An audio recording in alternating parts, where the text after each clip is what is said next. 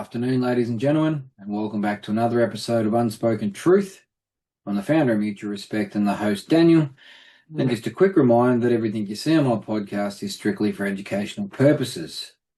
So I've just been writing an email to the Premier, congratulating him on being re-elected and just reassuring him that, I failed miserably as a politician, but that was to be expected of somebody that focuses on speaking the truth. But within that email, I was just outlining to the Premier that given that he's a family man and he has two young boys, that it must be extremely difficult to acknowledge the reality that most men and boys are forced to live in today's society, and that is that we simply don't matter. And I wish I could say that with a tongue-in-cheek tone, but I can't, because men have been made disposable in Australia. There has been a deliberate war against men, fathers, boys, and families in this country since the very inception of family court. Make no mistake, this is not an accident, this is not a coincidence, this is a planned attack on how quickly to destroy the family unit to establish government overreach into everybody's home. For all you people out there telling me to put my tinfoil hat on, well, I just took it off. Okay, so back in your box. Listen to the reality of what's going on. Open your eyes and your ears and take a look around. Australia is going to shit. We are being forced into a third world country through political corruption. We've got a Prime Minister that literally hates Australians and sells us out at every occasion. There is no fuel shortage. Everybody and anybody with half a thought process left could tell you this.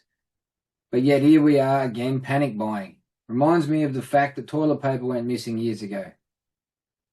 Australians have become so predictable that we now don't even want to think for ourselves. We just rely upon what the government will tell us, how much the government will give us, and whether or not the government might tell us off if we actually stand up and voice our true thoughts. Well, never really been one for shutting my mouth, so here we go. My opinion is this. Australia is a test country. Somebody picks the phone up and tells Anthony Albanese exactly how to govern us. And because we have all been socially castrated and we've all been beaten down so bad, we can't any longer get up onto our feet. And this all starts from family court. When you deliberately target a nation's men, fathers predominantly, because up until I become a father, I felt no obligation to defend this country or my family. I was off doing my own thing, looking after me, myself, and fucking Irene. But from the very second I become a father, things change.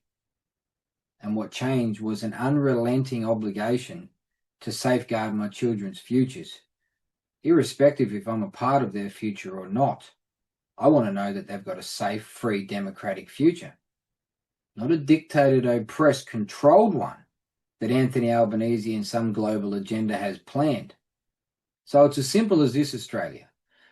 We keep talking shit, we keep being keyboard warriors, or we actually get up off our fucking knees and we unite, we draw a line in the sand and we say no more.